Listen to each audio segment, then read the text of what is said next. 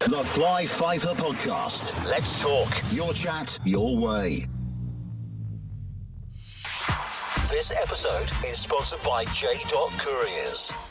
The people who care for your delivery. Good afternoon, good evening, good night, or good morning. Depends when you listen to this, right? Look, it is afternoon, but we've already been talking to the kinship care team in Fife this morning, but now we move on to speak to Stuart Doidge, who's coming to talk to us about a wee bit about his life, a wee bit of his experience, but more importantly for me, he's been attending Andy's Man's Club. He's part of that. He's going to educate me on that because I know nothing about it. So this is, I have to be honest, this is my nephew. So he is related to me, and I've watched this kid grow over his whole life. So it's kind of weird for me and him. But I've done this with I've sat with his gran, and I've sat with other family members on podcasts. So it's just his turn. And he's a great guy. He's a great guy. I've watched him grow up. So I've seen some highs and lows, but I don't know everything because I'm only an uncle. And I live miles away from here, or I lived in Edinburgh where Stuart's actually from Dunfermline. Born and bred in Rosyth, obviously. But I'll get him on camera now. Where are you, Stuart? There you go. Hello. Aye, there you go. So, Stuart, sorry I've roped you into all of this, but you have shone slightly. And the first thing I'm going to get into is your weight. What a freaking difference. And I'm going to ping those pictures up, not right now, but I'm going to ping those pictures up on the screen, and they'll probably be side by side, and then I'll blast one up, and then I'll blast the before and after, and there is a clear before and after with this kid. And I think that before and after is the tail of the tape, Stuart. I think it's not just the weight loss. I think it's you're sporting Andy's Man's hoodie. I think there's been a lot of changes in your life that have brought on that, also the weight gain and the weight loss. Yeah. You can correct me. No, 100% agree. Life's not easy. We seem to think it is easy all the time. We like make things slip up all the time. Uh-huh. So it's just like eating habits when you're not feeling great. Just constantly eating, pigging out, takeaways, drinking, alcohol especially was getting quite a dangerous area for a while. Yeah, because is it safe to say you were a man's man, a lad's lad, playing rugby, football? God, I've seen you do so many. I think rugby and football was probably your most prominent, in my opinion, but you can correct me. Yeah, no. Growing up, it was always sport. It was athletics when I was right young with my sister. Always played football, always played rugby. Rugby was my favourite. Yeah. Rugby's always been my favourite. I started playing senior rugby when I was 16, playing against like full-grown adults, and then the bad habits started slipping in. I tried a fag for the first time. It was all right when you're. It's a man's world. You're sitting there and you're having a few beers after the game. And you're like, I'm only 16. I shouldn't really be doing this, but you felt a part of the team. So having that for years, getting and falling into the wee bit of habit, smoking one fag turns into 2, 1 pint turns into 5. It does. It takes your toll on your body over the years. I mean, it's no really a bad thing at the time. It's only a bad thing if it gets a grip of you. But at the time, it was probably social. It was probably, I'm just doing what the rest of the team are doing. I'm a team player. Yeah, it did. It brought you in to feel you were a part of the team. You were there. You were a part of something good, something that made you happy, going out the weekends. It does. It was kind of like a release. You played the rugby games. You went out. You had to be it was great. Good laugh. And then when I found it hard was when all that stopped for me and I couldn't play rugby anymore. Right. My football days were kind of gone as well. I have one too many injuries. So right. I was going to say, what was the demise of your sports or playing at a higher level anyway? I always pushed myself to try and play at the best sort of level that I could. You always aim high.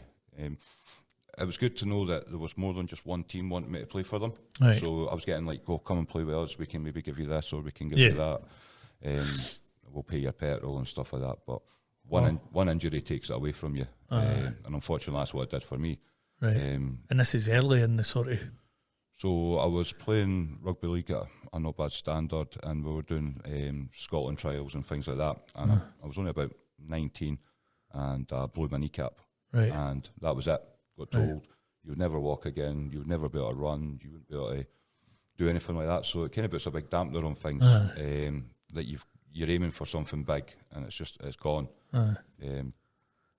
So that was a tough sort of time, but again, you just got on with it. You did. You just wanted to prove them that, yeah, I will walk again, I will be able to run. Nothing's going to stop me. I'm just going to try my best to get back to where I can. And exactly, because you walked in here. Yeah, so I did eventually get back playing again, and then it was another injury. I tore my retina in my eye. All right. I went for a optician's appointment on a Saturday morning. I was meant to be playing a game in the afternoon, and I got told, no, you're not playing. You need to go to the hospital. You need laser surgery right now. Oh. So again, another setback, and it does. It builds up. All these setbacks build up, but it's the risk you play. When you're playing sports, you're going to get injured. And would you say that the injuries came from a determination to succeed? Yeah, I was never one for being sort of half-hearted. If I go into a tackle, I'm going in full blown. To me, it was you were more at risk getting hurt if you went in half-hearted. Yeah, so you've got to be committed. So right. Okay. That's good. But so many guys have injured themselves. You know, even at a top flight, going. I mean, look at the football the other night. The goalie for Scotland. 2 minutes in, well, I don't know what he did, but he hurt something and he was off within 2 minutes. Fortunately, I was working, so I missed that. You missed that. That was a good one to miss that one. I'm not really into football anymore, but I was at your gran's and she is into football, and she was watching it. I'll not say what she was saying, but she's a lover of the game, I must admit. Best keeping that quiet. Yeah, definitely. So, injuries. What age are you? You're talking, 19, 20, 21? You know, it's a big time for a young man, you know what I mean? It's an important time for a young man, you know? Yeah, it's like you're not getting to play the game, so you're pissed off about that. Yeah, but at the same time, you've got work commitments. And growing up, I was sort of like, nobody's telling me I can't play a sport that I love playing. So when I was doing my apprenticeship, it was, you got hurt, I don't want you playing. I'm like, well, you're not telling me I can't play on a weekend. If I want to play a sport to keep myself fit, I'm doing it. But over the time, I look back at that and I realise, yeah, maybe they were right. Maybe I should have focused a wee bit more and just. I know I had a wee niggle. I shouldn't have played, but I played anyway. But I've made it worse and lost time from work, and then kind of in and out of jobs for a while there because of not listening. Not listening, getting injured, taking time off. I get what you mean, because even look, I'm a lot older and I was playing a sport as well, and like you, there must be something in our family where you're determined. Even though I'm in my 40s at this point playing roller derby, and I'm like you, and they would say, all right, we're just going to play at 70%, and I'm like, no, we're either playing or we're no. But anyway, getting hurt, roller skating, exactly the same as what you're saying. Going to my boss, I can't come in today. What do you mean you can't come in today?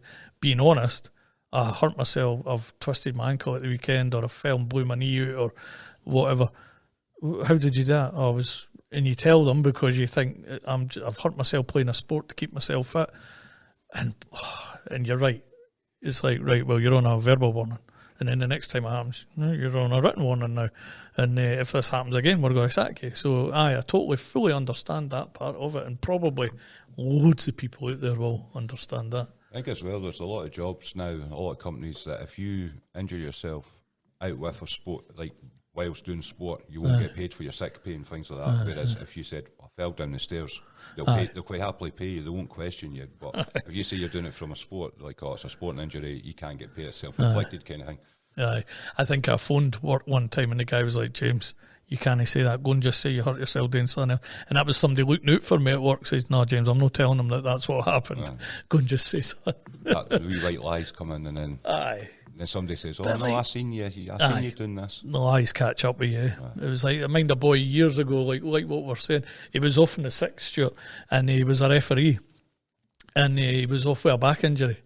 And then he was, or the paper, he had been reffing the games, some Bairns games, and then there was loads of photos of him in the paper. Well, obviously the boy got the bullet, but it was like, You see it on the telly on Sky Sports News or on social media, and you'll see like since camera phones and everything now seem to be everywhere. Everywhere you look, there's somebody with their phone out. But you've got the people that are sitting in the disability sections of the football in their wheelchair. Right. The team scores a goal, next minute they're up and they're running back and forward, and you're thinking that's been plastered everywhere. Hope you've not got a claiming, pal. So if anything, we've learned to be honest. Yep. Or your work teaches you not to be honest, but look, you were honest and everything like that. So did you give up for a while then? Was that sort of the demise, or was that, did it push in a direction? I mean, you're only 21, 22 at this point. What age are you now, Stuart? I was 35 in March there. So right, okay. I kept playing, like, not at a higher level. It was more just playing for fun, the odd game here and there. I worked away from home quite a lot, so I would find out where the local rugby team was. I'd go and play, like I was up in Peterhead. I'd go and play a couple of games there because I was working there and I had nothing else to do. I was away from my family. So it gave me something to do up there, but it was never a serious sort of note at that point. It was just for fun and just getting out the house and doing something. And then I stopped there completely for, it was just over 6 years. Until a couple of weekends ago, I played in a memorial tournament sort of thing down in Rosyth, and that was the first proper game of rugby I played in 6 years. And how did you feel after that? Loved it, absolutely loved it. You touched on the weight loss earlier on. Oh, aye. So at a wee point there, I was sort of February time. I was 19 stone. I was wearing a 3XL t-shirt. I was up to a 38-inch waist. My trousers. My mum was getting a bit concerned about that, so obviously I've got a sit-down job, and I was like, what am I going to do? So she convinced me to start going to Slimming World, and I went there thinking, I'm not going to stick at this because it was kind of one of the ones, but I've been going ever since. I've managed to lose just about 2.5 stone. I'm now fitting into a large t-shirt, 34-inch waist, and I'm feeling fit because going to the Slimming World's got me back to going to the gym. And now because I'm going to the gym and that, I've lost the weight, I'm a wee bit fitter. When I played on a couple of weekends ago, I felt amazing. I felt a lot better. The best I felt in a long. Yeah, I can run and I'm not out of breath. I've just caught up with somebody. But it's amazing just the wee changes that you make that, like 6 years not playing, looking back at myself thinking how big I was. I'm unfit, I'm struggling I then ended up getting... Hi, man. Oh, it's a bad time to do an alarm test. Nobody tell us we're recording. Aye. Okay. Just go for it. 5 minutes. We're going to do it like in 5 minutes. In 5 minutes. Well, aye, go for it. Well, when I hear it, I'll just stop this and we'll start again. So, that's how it is. At 2 o'clock, right, okay. To let them know. Right. Right, okay, no worries. Okay, cheers, pal. That'll be that then. That'll be that. So what we'll do is we'll cut here, I think. Right. I nearly said a James English thing there. Boom, we're on. But anyway. Well, my name's James, I get it. Right, we are back with Stuart, and we were getting to the point where he was telling us he was 35, he'd put on a load of weight and got the weight off, and then was able to play the game, enjoyed it, loved it. But I'm going to pull him back into the dark side, probably the dark point between 21, 22 and 35. But there was a lot of good points in between that time as well. And there's a lot I don't know, Stuart, because I live in Edinburgh and I live away up north now. So, look, the weight gain, I know you're in fantastic shape now because I can physically see it. And you showed me some of the before and afters, which I will get up on the screen for everybody else to see. And it is huge, huge. So particularly proud of you. I think I would be proud of, everyone will be quite proud that you've shed that unhealthy weight. Jealous? Yes, I am, because I'm carrying that unhealthy weight myself at the moment, which seeing you and how well you've done has kind of got me thinking. Because I seen those pictures the other night that you showed me. Then I'm away swimming with Ivy at the weekend. I managed to catch myself in a mirror and I was like, holy shit. Now, I'm 53, 47 to the kids, because I'm going backwards now. But seeing your... Oh, here we go again. Nobody says we were going twice, but anyway, we'll keep going this time. So that's 2 alarms, no one. We finished for the other one, but this one we'll just ride it. We're good. We're all right this time. Aye. So where was I? What was I saying? Aye, I'm of that age where it's allegedly going to be harder, but I'm going to have to do it. There's no slimming world near where I live, so I'm going to have to do it some other way. I don't know. But anyway, back to you. The weight gain, where did that come from? What would you say, with the knowledge you have now, what would you say was a contributor to your weight gain?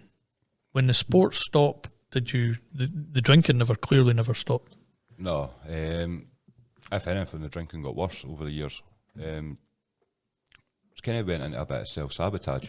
Right. You were thinking you're all right, but there was troubles there that you was, I don't care anymore. You just kind of lost the love for yourself, if that makes sense. It does, huh? You didn't really care what anybody else thought about you because you didn't feel good about yourself.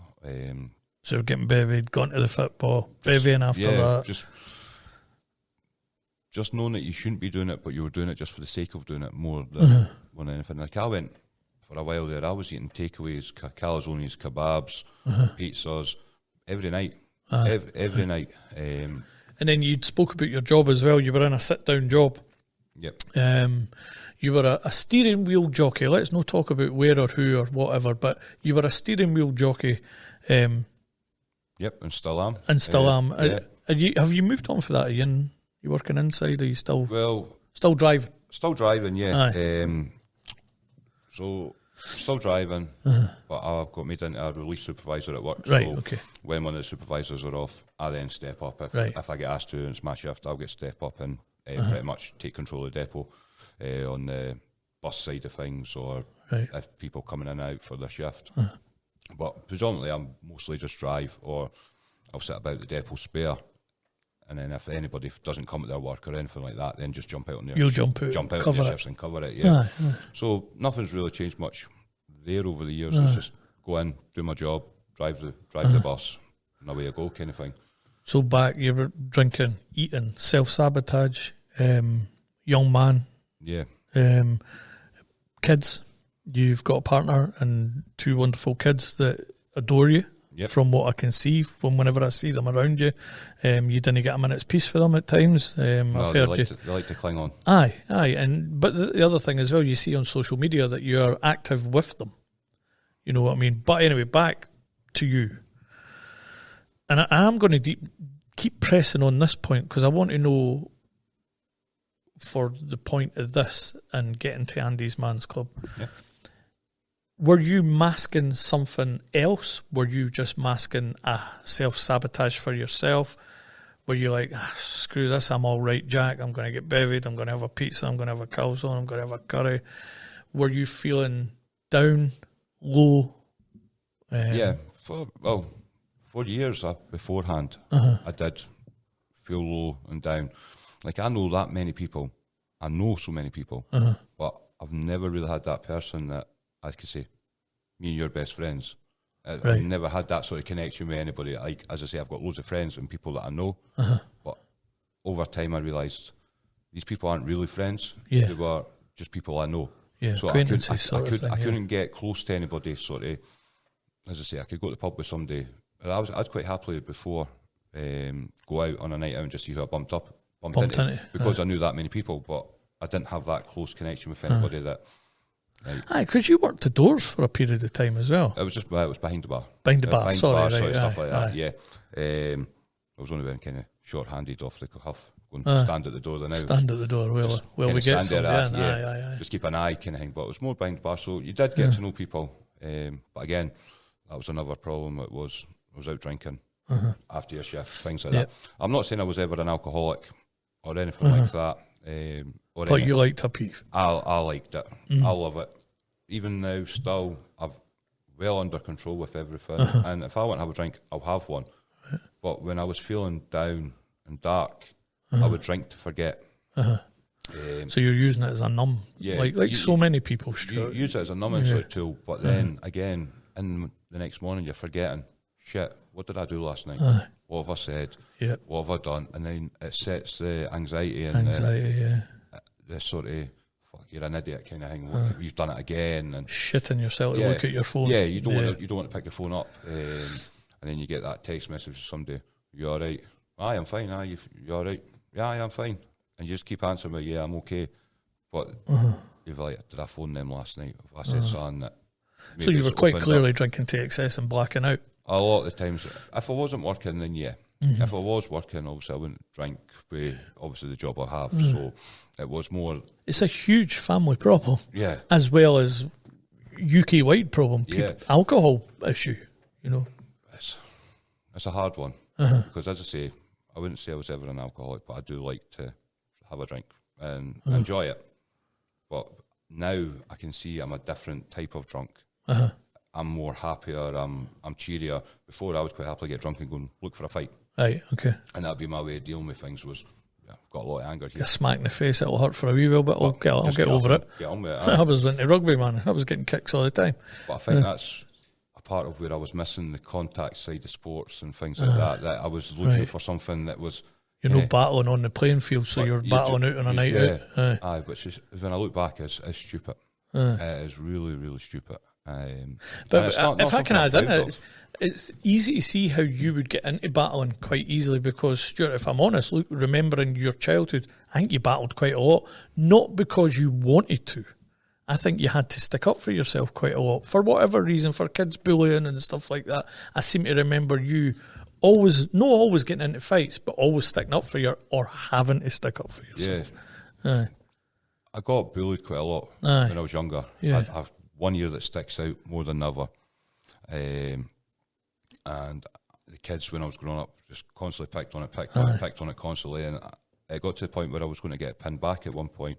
But then you grew up. And then I grew up and I decided, I'm not doing that kind of thing. There was that. I'm dyslexic. Yeah. When I was at school, I had a laptop that had all my schoolwork on it.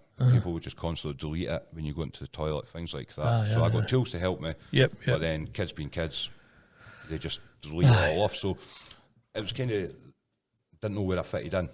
So a lot of time I would go with guys and groups of people and I would act like they acted. And I'd get into a fight because they said, oh, go and do this or go and do that.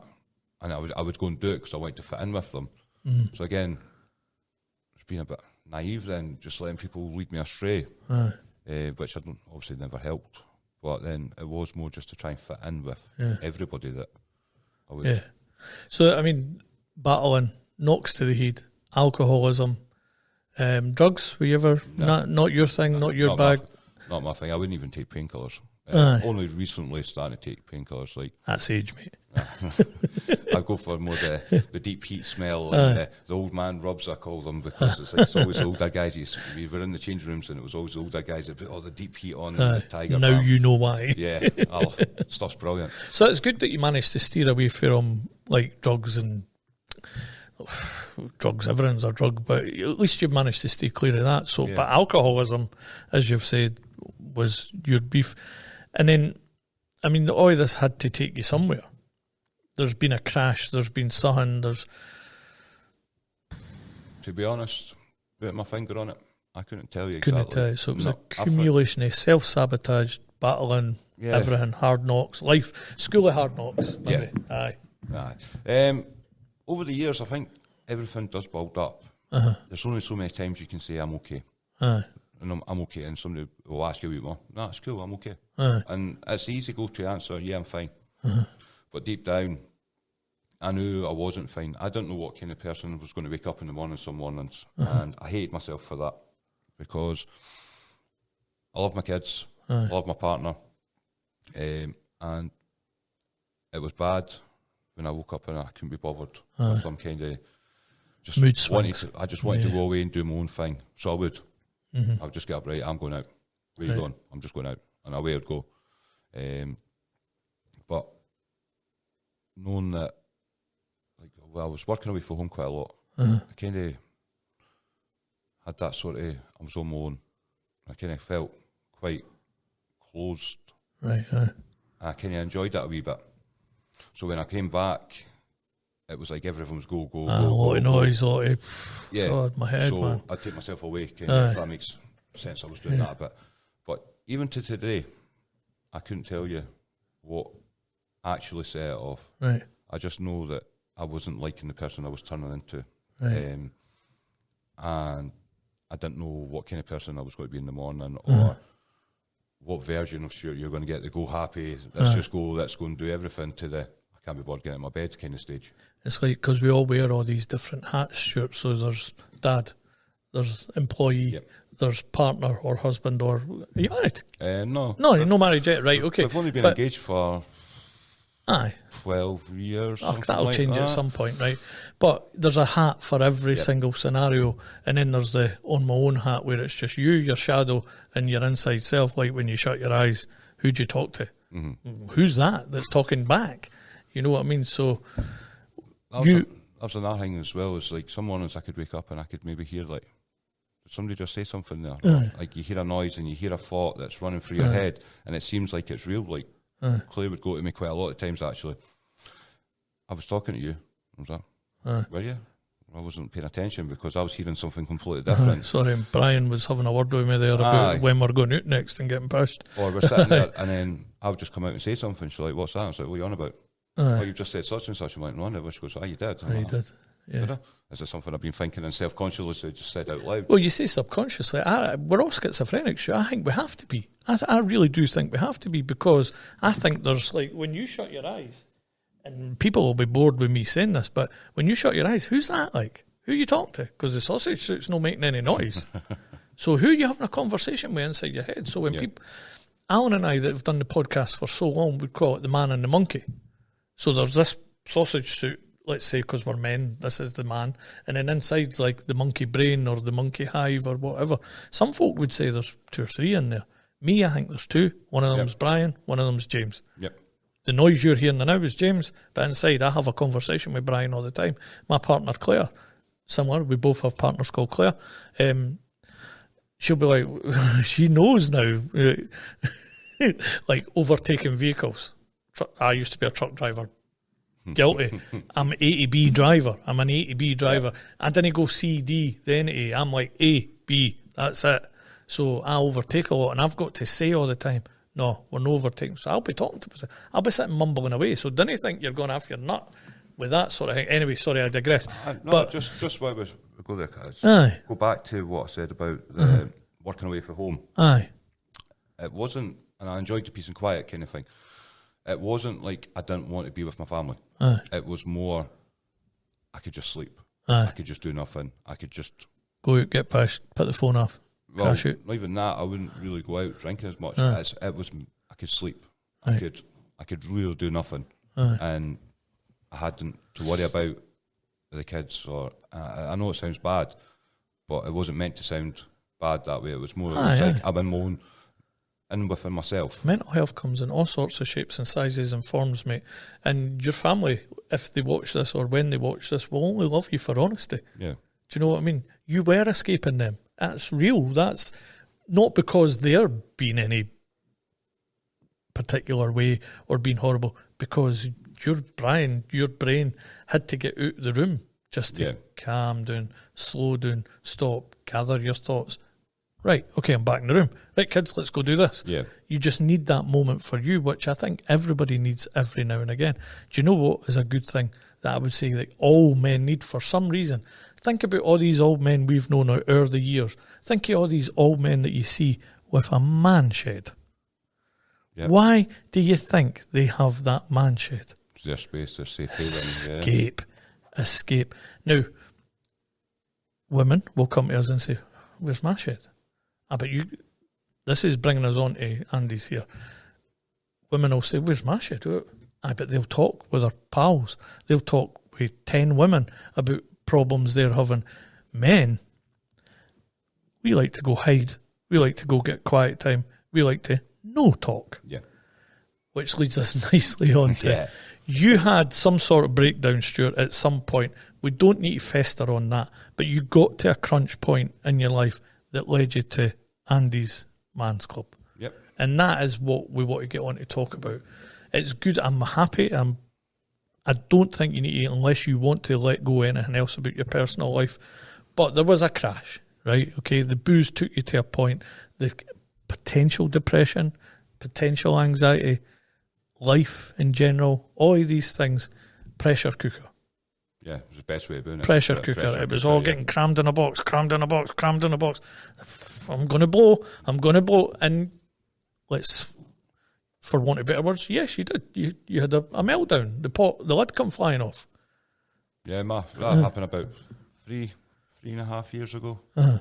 So you're into your 30s at this point. Yeah. And I was in a trap.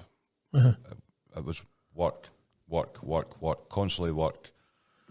Going to bed, going to work, going to bed, going to work, going to bed, going to work. I was working 13 days on, one off some weeks, quite a lot of the time.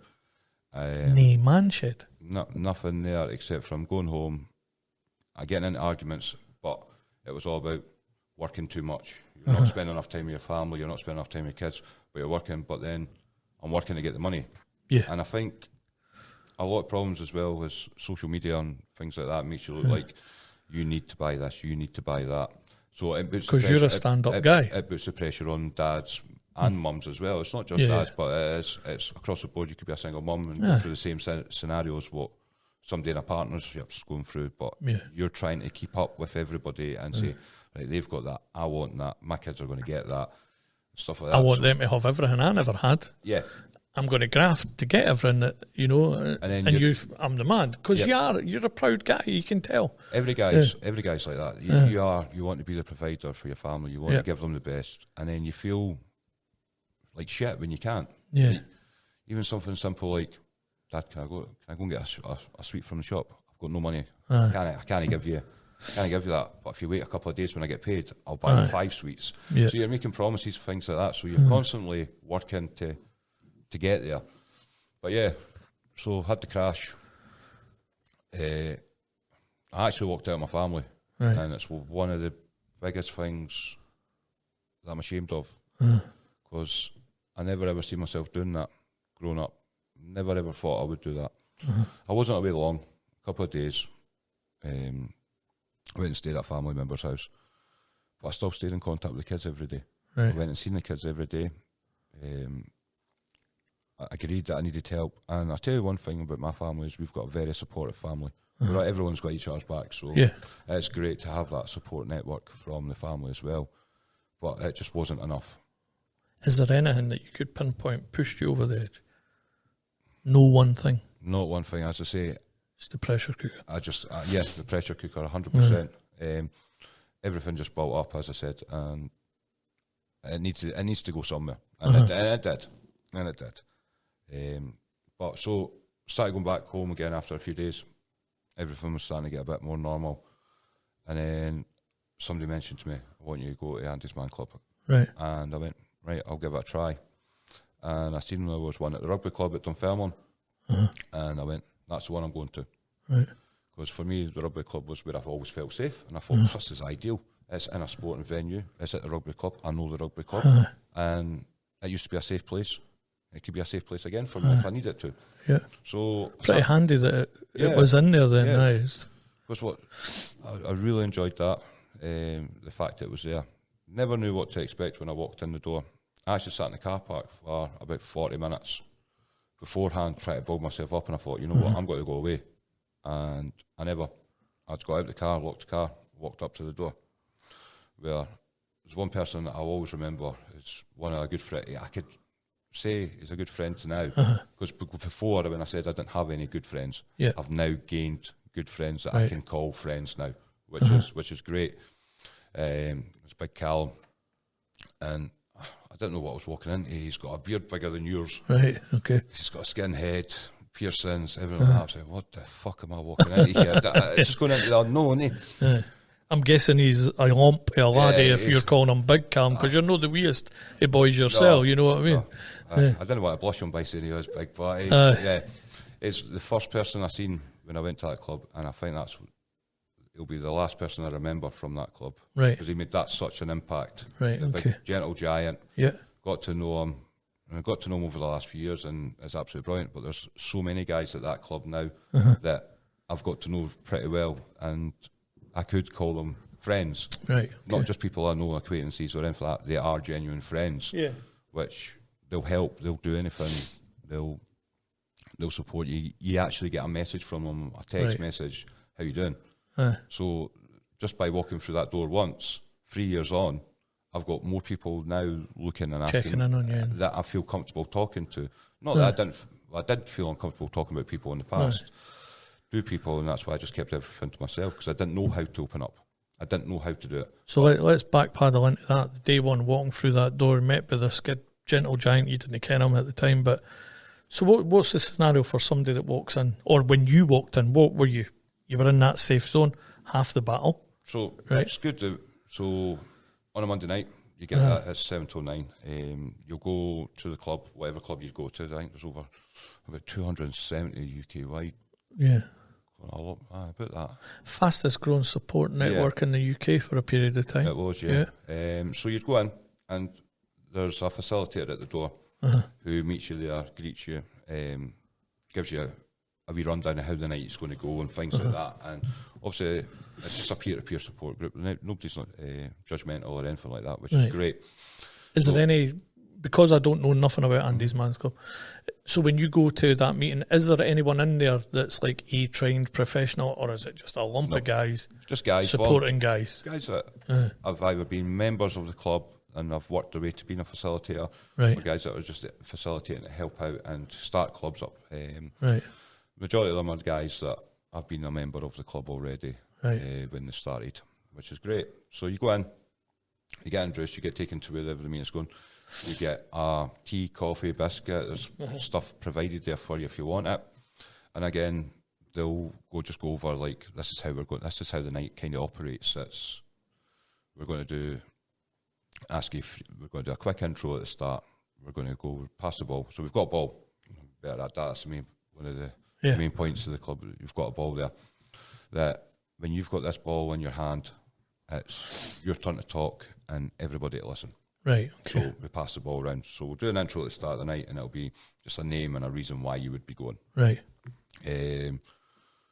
Then you would get split into groups, and depending on the numbers, because sometimes we're getting between 20 and 35 people at Dunfermline on a Monday night. Right. So you'd split into equal groups, and each group's got a couple of facilitators in there, keeping an eye on them. And you'll get asked 3 questions. So how's your week been? Question number 1, how's your week been? It's the same 3 questions every week. So how's your week been? The facilitators will start. They'll just give a brief thing about how their week's been. They'll pass the ball on. Then it's your turn to talk. Right. If you want to speak, you can speak. If you don't want to speak, just pass it on, because we're there to listen. And if you've got something to share, you can share it. But we're not going to say that you have to share. It's your own preference. So is it passed round, or is it randomly? Passed round in circles. We all sit in a circle. Right. So there's no like chucking of the ball initially. Right, Davey, Willie, Tam, Pete, Bob, to get to know the names or anything like that. No, it's just a pass round. Talk if you want to. We get to know each other's names at the start because we do that introduction. So I would say like, my name's Stuart. I'm here because I walked out of my family. I didn't like the person I was turning into. Right. And I come here because it's a great way to start my week. It resets where I am, and I can offload any issues that I've got. So that's the intro at the start. You're getting to know people there. Yeah. So again, we split in the group. How's your week been? Just passing it round. And I say, when you've not got the ball, you listen. Right. Question number 2, and I'll say this is my favourite question out there. Right. Is a positive or a highlight from your week. Right. And to me, I think that's a really good question, because you could say, "Oh, my week's been shit. This has happened. It's been terrible. I can't be bored anymore. I'm just nothing's going right. Nothing's going like that." But then you've got, give me a highlight or a positive from your week. It gets your brain thinking. Right. Gets your brain thinking, and then they'll go, "Oh, this happened. I was really happy because I was at the football. I went to the football. I met up with Dave. I went to the football. The team won, everything like that. You know what? And then I went out had a few beers and it was fine. I went home. I was absolutely fine after that. So there's a positive and highlight that you've forgotten about because you're saying, "Oh, my week's been shit." Right. So that positive is now being released back in. Think, well, it's not been that shit. It's not been that shit. No, actually, when you look back at it again, you're like, yeah, it's been good. It's been good. So to me, that question is very important. I love question 2 because it does make you think. Stops you if you think negative because you've got to think, well, something must have went good, you know. Definitely. And then talking about that positive brings the positive vibe from it, I guess. 100%. And as that passes all the way back around again until we get to the facilitators. And then it's question number 3. Anything to get off your chest, no matter how big or small. Right. So that's your turn if you want to release into something that's happened that's really affected you and you want to share that, you can. Yeah.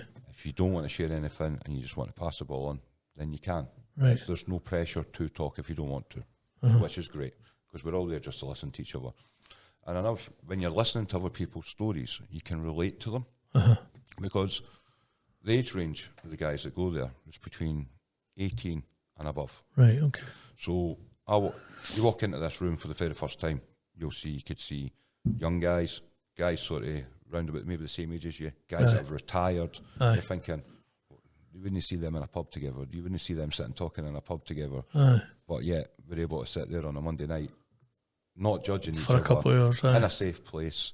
Just it's a man shed. Yeah. For more than one, you know. Yeah. I like it. I like the sound of it. It's a safe place. As I say, we're non-judgmental, so we're not trained professionals, so we can't advise. That was one of my questions that was coming. So you know. Yeah. So we're not trained. We can't advise to like you try this medication, you try that medication. That's not where we stand. We don't stand for any of that. Is it like do you one of the rules signpost? Like it's one of the rules we've got as well as. If we're talking about, it's okay to mention that I'm on medication. Right. But you wouldn't be saying like, I'm on X, Y, and Z. I think you should be having it. That's one of the rules we don't go with that. Right. Okay. As again, we're not trained professionals, so what works for you might not work for others. So if it is getting that bad, then it's when we speak to a GP or something like that and get yourself an appointment. So on that respect of that, then, so if someone walks through the door in their half cup, because that will have happened somewhere at some point. What's the process then? Is it just sit, let them sit? One of the facilitators would obviously take somebody, would take them to the side and would sit and talk to them. We would explain that you not to come in under the influence of alcohol and drugs.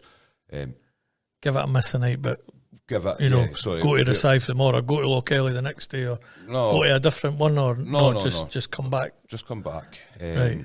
Obviously, take them. Just explain to them how the night normally works and everything. Like a one-to-one I'll sort just of also make sure that they're okay. You could, depending, I don't know if every club would be the same, but if they weren't hammered, and they were to sit next to you and you could monitor the situation, you can monitor it. But any issues, we've got people that we can reach out to and they can deal with any issues that we've got as well. So, but the aim is we don't attend under the influence and drink or drugs, anything like that. Right. So question 3. So you've mentioned the age range, which seems to be quite interesting. What are the older guys' thoughts? Are they just doesn't matter to them? They're just like, you're just the boy next to me is 18. Take care. I'm 65. What doesn't matter? No. Just. Three. How do you mean? Like, I'm struggling with it because is it their opinion matters more than somebody else's? Does it? So? Or no, there's no bravado. Does that kick? No, everybody's equal. Yeah. When you walk through that door, you're all equal, no matter of your age. There's no point scoring. You're not trying to get one up on somebody else. Like anything like that. We're there to help each other. And again, other members like the older guys. They've seen a lot. They've been around the block. So if a younger guy's got a few issues. Like so, we just do that in a group then. Like you've got just for instance, you've went there. Listen, I'm really struggling with this. Has anybody dealt with this before? Is it a position where someone else can join? well, Stuart, I went through that, and this is how I dealt with it, and this was the outcome from what I... Yeah, so you're allowed to do these sort of things. You can mingle, yeah. So we try and keep it where you do the first 3 questions, and it's like we get a break in the middle after. So we get a break after the third question. So anything we do say at the start, it's like if anybody wants to add anything to something, or if they want to give their opinion or advice, then if we wait to the break, reach out to that person on the break, and then you can mingle there. It just keeps it flowing, so we're not like stop starting, because then it's very distracting if somebody's got the ball and somebody else is talking over the top of them. Right, so it's like maybe stopping that person from saying what they really want to say. Yeah. So we encourage that to happen at the breaks and or after. Like, so we go for a break after question 3. If you want to go for a fag, you can go for a fag, cup of coffee, tea, biscuit, whatever.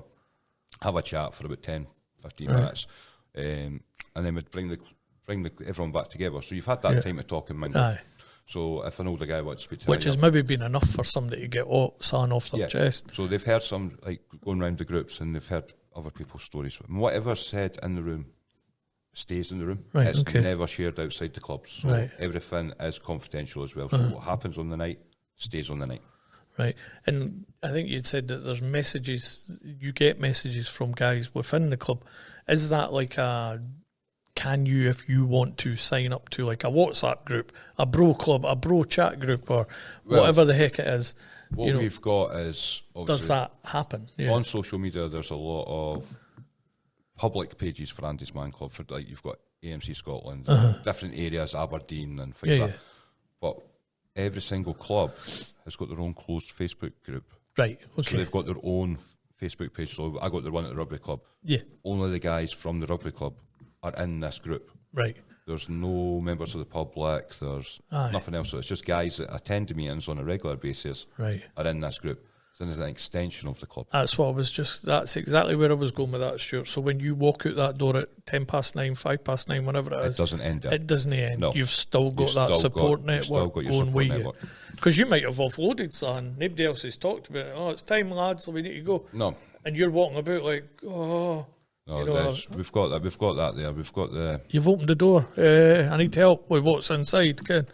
So what we found is there's quite a lot of people that don't do social media, they don't do Facebook and that, but they create like a sort of an account under a false name, just to be a part of it. So obviously we run every Monday, but we've got days with public holidays, bank holidays, and up here we follow the English bank holidays for the club. For the club, right. For the club, we follow the English ones. So to put out our, like we'll obviously say at the end of the meetings and the groups that a Scottish version would be amazing. Tam's Bairns Club.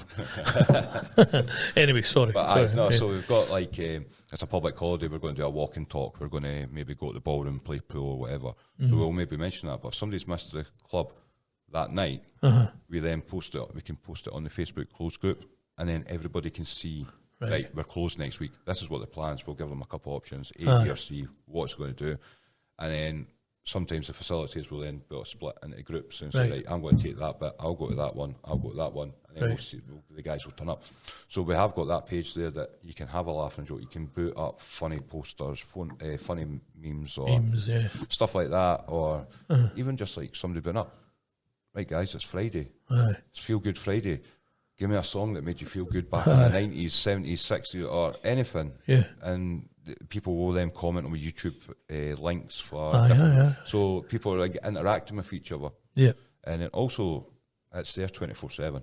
I know with the club's restricted to on a Monday night 7 till 9, but with the extension of the Facebook page, we're there 24/7. If somebody's not feeling themselves or they want to reach out, that's what the page is for. Somebody will reach out with it. If it's not one of the facilitators that comment back on it or send you a message asking how you're doing, 9 times out of 10 you'll find the guys in the group. They're getting to know each other. They're forming their friendships, everything like that. They're looking after each other. So guys will be jumping on. It's like, you all right? Are you sure? Do you want to go meet up for a coffee and things like that? So that's a great bit. You're no left Monday to Monday. No. The support network's there for day one. Day one. And it's there, as I say, 24/7, because me and you could both be miles away from each other. You could be at your house, I could be at my house, and we're both having a really crap time. Or you're up because you're watching a film or something because you can't sleep, and I've been on this page. I'm really struggling. I don't know what to do. Anyone with advice? Bingo, somebody's there. And then notification such and such is posted on the page, and then you go, oh, well, I'm up. What's wrong? Aye. Can I help you? And then, yeah, you're there. So it's just a great Even support. just a sounding board, isn't it? Yeah. It is just like to get something out your head and get it off your mind. Yeah. It's like sitting doing these. The amount of people that come to me like months, days, weeks later and that, and they say, oh, that's really helped me just getting that off my chest. So statistic-wise,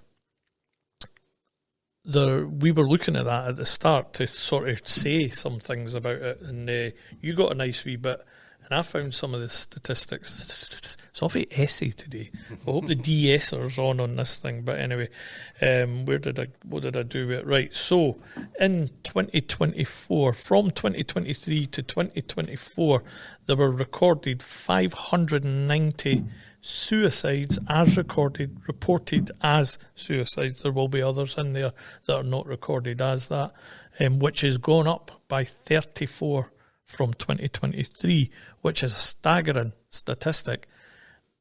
It is, any number is too big. Yeah. I thought that would be a lot higher because that's just Scotland. Yeah. That's not UK. That number was just Scotland.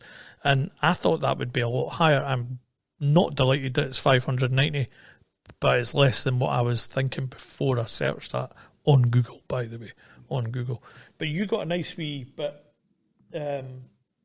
about Andy's Man's Club, which was interesting when you read that out earlier. I don't know if you want to put that across the now.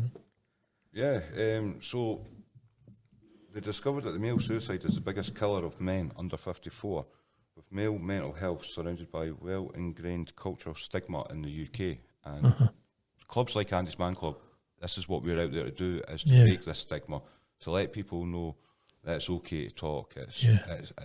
It's brilliant to talk. Yeah, it's okay to talk. That is Andy's Man Club slogan. Yeah. It's okay to talk. It's okay to talk. Yeah. I think, is it Mikey's line that it's okay not to be okay? It's a different organisation. Yeah. And then there's, my one that I do with the podcast, Talk is Cheap, Let's Talk. So it is, we're all pushing towards getting guys sitting down and doing more talk. Yeah. Definitely. And I mean, predominantly on this podcast has been men in the last 4 years, predominantly. I think I've had one woman, and then today I had like 5 women on the podcast, which was amazing. And it's definitely something I need to do. I need to get more female opinions on the podcast. Yeah, so you look at when Andy's Man Club first started, it was back in 2016, it was 9 guys in a room. And then now you look at, from 2016 to now, there's over 240 clubs UK-wide. Wow. Thousands of volunteers, facilitators out there helping. So these clubs wouldn't operate without the guys helping. And it makes such a big difference. And more and more people are talking, more and more people are using these. I didn't want to put you on the spot, Stuart, right? But is there a foundation of why Andy's Man Club started? Like, is there this is why it started? I mean, bang into Google, have a look. Because there will be, because like the 3 questions, there'll be some sort of foundation. Yeah. Well, this is where we came from. So it all started back, the club's named after a guy called Andrew Roberts. He took his own life, aged 23, in early 2016. Right.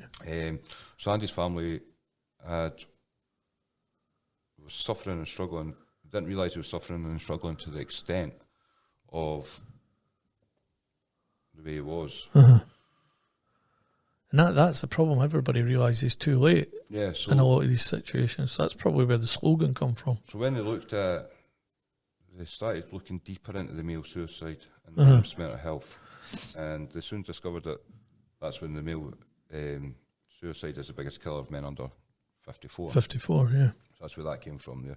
So it was actually Elaine Roberts and Luke Ambler, that's Andy's mum and brother-in-law, together they came up with the idea of Andy's Man Club. And from then, for guys aged 18 and over, it just grew. Yeah. Grew and grew. And there won't be a number available of how many people Andy's Man's Club have saved. Or will there? Or is it something that you can even be countable? So every week we fill in a form, like a feedback form. Right. So if there was any issues or anything like that, we can then highlight the issues that are that's happened on. We always put in how many guys have attended, how many new faces are going, and every week we'll sort of get a thing sent to us. Say just for talking sake, 35 guys turned up at Dunfermline was 2 new people. We would post that, and then in Scotland we could get it's maybe 5,000 people have attended across the board, kind of thing. Sorry, we're in the middle of recording a podcast. Yeah. Aye. It's the locals. Aye. Just coming in for a cup of tea, pal.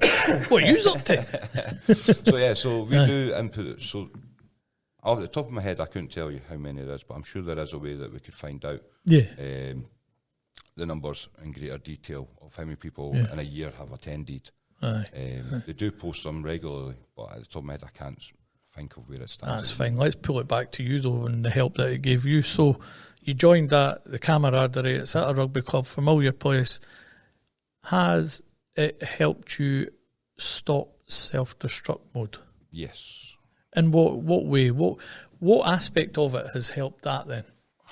It's, again, as I said, I know a lot of people, but I've never had friends as such. Now I've got friends. So that simple thing of just having another guy that's your mate or somebody to talk to that isn't an acquaintance, isn't he just wanting you to get pushed with him? Yeah, which isn't just a family member as well, because you tend to hide things of how you're feeling from your family members. Oh, of course you do. You don't open up to them, and it's strange. How many times has Claire said to Stuart, "You all right?" I'm sound. No. I know you're not all right. You can't hide for it. Before I stepped foot in Andy's Man Club, that's the answer I'd get. I'm fine. But see, when she asked me now, I say I'm 3 years down the line. I tell her. Yeah. I tell her how it is. I tell her exactly how it is now. Yeah. I'm not all right. You know why? Because this is niggling at me. That's got me down. I'm worried about Priceless, this. Stuart. I'm worried about that. And you know what? It's brought our relationship even stronger than what it was before. I thought I lost everything. Yeah. And we were great. I've went off the rails. And then I thought I've lost everything. But now we're even better now than what we were. Ain't that in itself a beautiful thing that it drove you and your partner to talk? Yeah, a lot closer. Instead of I'm all right walking away, you can say, well, no, I'm not all right. And I'm not all right. And I do the same with Claire. My Claire. She'll know when something's not right with me. She has a connection with me that's like no other. And she knows when there's something not right with me. So, but I'll now say to her, I'm mulling it over in my head. Once I've got it worked out in my head, I'll be able to explain to you what's going on. Yep. So are you at that sort of part where you can? It's great though. What I'm meaning by all this is it's great having your partner to be able to say these things. That's what I say.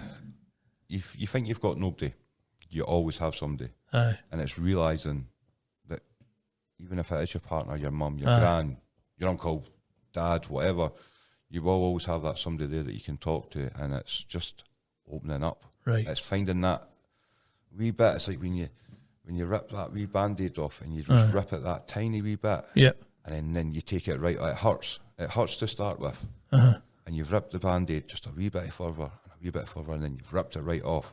You feel the relief. There's no pain. It's just relief. So it's just like talking. Right. If you, a wee bit at a time, just a wee bit, and before you know it, you're rambling on. This is what's happened. I've done this. I'm worried about this. How are we going to sort this and how that? And it opens therapy up, for the both of you. It opens up the conversation. And makes you realise where you both stand as well. Like, you don't have to second guess each other. Yeah, I now know what's wrong. So you don't have to like tiptoe round the subjects. You can just go straight in it. Because what will bug you might not bug Claire. Yeah. So it's good that you are able to share it. And so it's just like the Band-Aid. Wee bit at a time. But that was like walking into the club for the first time and speaking to somebody that I didn't know. And you just give that wee bit. The more you done it, the more you opened up, the more you were able to say. Yeah. But you knew the guys weren't judgmental. They were just there to help and support. 10 minutes. Gives 10 minutes, thank you. Yep. Sorry, we are in a community centre. We've got people coming at us every 2 minutes. It's a very busy room. It is a busy room. It's a well-wanted room, this. But, so just opening up to strangers has massively helped me. Personally at home. Family's great. Even at work. And my work were brilliant and supportive as well when I was going through my hard time. They helped me out a lot, gave me the chance to go to the Andy's Man Club on a Monday night at 7 till 9. They knew that I was in a dark place. I wanted to do something to help myself and better myself, so they made sure my shifts worked within the time frames to allow me to do that, which was great, which was brilliant. And then just realising that it's like going and speaking to my boss, by the way, look, just like, you know, I maybe seem a bit off this week. I says, something's happened, I'm trying to deal with it. And then just the support you get from them, just, and again, it's just that wee bit of information, just help and letting go a wee bit. So it's important to talk, isn't it? It's just so important, like, even to your employers and that, just let them know what's going on. You don't have to tell them every single nitty-gritty, but you can tell them, I'm having issues at the moment. It's not affecting my work, I'm here, but I need you to know that, you know, I'm not firing on all four today. Yeah. Even that, would you? You know, I don't know. But it's one thing I can honestly say is I've never been suicidal. No. Never felt suicidal. We're lucky because I'm the same. I've never felt that terrible. I felt low. And I felt like I've lost everything. I felt that I was worthless. I had no purpose. I felt lost. And I was like a grown-up, like a wee boy in a grown-up's body. Yeah. That I felt I had nothing to give. Yeah. And that's when I realised I was dipping lower and lower and lower. But then the more I started speaking to people and they asked me questions about what I've done and where I've been, what I've been up to, kind of thing. It just gives you that sort of boost again. It's just like a wee boost. I know, because I've certainly been trying to get you on this for best part of a year. Not pestering you, Gil, but I think it was about a year ago. I met, we bumped into you. We were sitting at Grant's house and I was like... Because for me at the time, I was just like, oh, Stuart, you go to Andy's Man Club. Come and talk about it. You're like, dude, not a chance. I was like, what do you mean not a chance? It's good to talk. Harassing you. Yeah. But and I think I did say yes at the point. And then when you went away, I went and spoke to my mum. I was like, oh, no, I don't think I'm ready for this. I don't know. Yeah. And it was like bringing a wee bit of anxiety and things like that. And I did always say when I was ready to come, I would come and do it. And you chapped the door recently. I mean, it was only, last weekend? Just a couple of weekends. You messaged me last weekend or something? I was listening to one of our podcasts that you've done. And I was like, well, it's not that bad, actually. As soon as I got that message, that's when I felt the proudest moment, because I was like, he's ready. It's time. You could talk about anything. You could talk about everything. I'm talking right now about stuff like Andy's Man Club and stuff that I've done, but none of it's perfect. No. Life's not perfect. Like, I maybe be describing something that a different way than what I should have. Or I should have said something slightly different. But, hey, you make mistakes. And then it's taking your mistakes on board and learning and adapting from them and just having the confidence again to be able to say, you know what, fuck it, I'll do it. I'll do it. And do you know what, Stuart? Who gave any of us, not just you, me, parents, who gave any of us the rule book on how this all works? I know. Everybody's muddling through, isn't they? No. Parents are muddling through, grandparents are muddling through. We're just the next... You're just the next one. Your kids are going to have to muddle through. They'll learn what you teach them, but then they'll come up against challenges that you never came up against. Well, you know? You look at that you look at even my kids growing up now, 11 and 12. Yeah. Poppy will be 11 in November, so 10 and 12 just now. But the pressure that's on them already on social media and from these influencers, things like that, YouTube got to look channels, this way, you've got to have this outfit. Like Poppy's 10. And she's caking herself with makeup and she's making it's like she was going on 31 and you're thinking, what are you doing? You're going to school. Yeah. So pull your shorts down, get that makeup wiped off. But understand that you're beautiful as you are. But when I was younger and you were younger, there wasn't the social media. No. There was just like memories. And I think I said to you before, like there was no social media, nothing like that. But I've got a memory from when I was growing up that was with you when we were at the industrial estate in Camden. We were on the go-karts or the wee scooter things. The wee go-peds. Go-peds it was at the time, yeah. I cracked my head off the unit off the side of the building, and it was just like, it was a laugh. Yeah, it hurt. It was like, oh no, we broke up. There was no proof there that it happened. But now, as I said, you could be walking down the street and somebody's got their phone out, and the pressure on people now is unbelievable. And I broke to the pressure. It's got a part to play in it. It definitely does have a part to play in it. But it's like, I feel sorry for the people coming through now.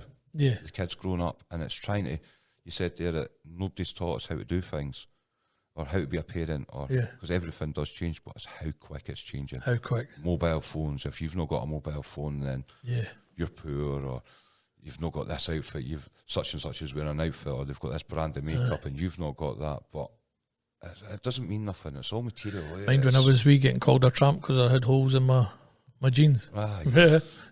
Telling me. And then now, holes in your jeans are the in thing. They're the in thing. Yeah, it's crazy that, isn't it? So times change. Yeah. People change, but it's trying to nip it in the bud, get people to talk, get people to know that it is okay to talk and open up, which is it's an important message.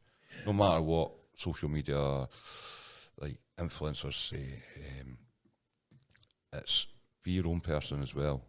Have your own confidence to own and talk. Yeah. And I think you've done that successfully today. I'm particularly proud at the moment. I think I'm very proud of you as your uncle, but even as this podcasty guy. It's another hat. Yeah. It's another hat. And for you being so flippant and so open about it proves it's good to talk. I've nothing to hide anymore. There's nowhere for me to go that I haven't been. I've been at my lowest, I've been at my highest. It's amazing when you become a dad for the first time. And that joy, the emotion, everything that's running through you, so it gives you a good high. And then you look at when you feel you're at your lowest and everything like that, you just have to look at your kids and go, I remember that day.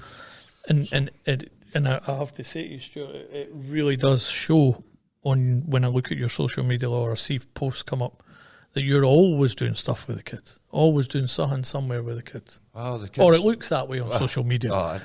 It doesn't show the argument you were having 2 minutes before you took the photo, right enough. But there's definitely plenty of arguments. That's life, isn't it? We obviously support different football teams in my family.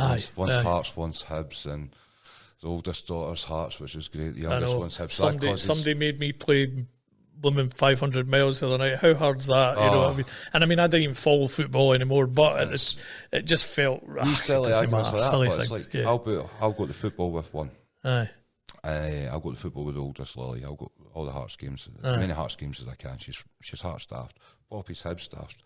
But I found different ways of combating that. Send Claire. No, well, I've done that a few times, but I've been to Hibs games with her, yeah. Although it's been Hibs female games. Aye. No, the men's stuff. I'm not going to watch that, but I have been at Hampden. Aye. But like, I got ice hockey. Right, okay. So I got the football with Lily. Yeah. I got the ice hockey with Poppy. That's our two things. So 1 week it's football, 1 week it's ice hockey, and we try and split it fairly. Or they both decided to want to try cycle speedway, right? Which is brilliant, great fun. So I went along, and it wasn't just for kids; it was for adults, right? Okay, all ages, abilities. Everyone was free, everyone was provided. I went, you know what? This is great. I've got something that I can interact with both my children with, and have fun, and even be a part of doing it. They think it's great because I fall off all the time, right? Okay, I'm clumsy and accident prone and injuries, but it's something the three of us can do together on a Sunday and train on a Wednesday 1 week, Thursday the following week, and we're there as a family. Wow. It keeps us together. And where are you doing the speedway thing? Because at first I'd heard it when I seen you post it. It's up at Queen Anne High School. Right, okay. They got like an oval or something? Yeah, like so it's like if you think about a speedway motorbike track, it's like that but on a smaller scale. It's about 70 or 80 metres round, ash track. I was going to say, is it dirt? Is it tarmac? So it's ash. It's like, it's the ash. The bikes are single gear bikes. Yep. They've got handlebars, not like a normal bike with handlebars. The handlebars move around sort of towards the side, and there's no brakes, which I think is great as well. So you can fly around these corners. You're using your feet to stop. So it's something else that's developed over the years. Many times you told your kids, stop using your feet. You've got brakes. Use your brakes. Now you're hear myself saying it already. Yeah. So just talking, having fun with the family, opening up, it brings you back and making memories. And so I do, my Facebook page is quite full of doing things with the kids, because now, more so now than what they were before, because I'm making the effort. I'm happier. I know when I'm having a bad day, I know that I'm going to come out of it. Yeah. It's not like it's the end. It's not the end. I know that I'm having just a blip.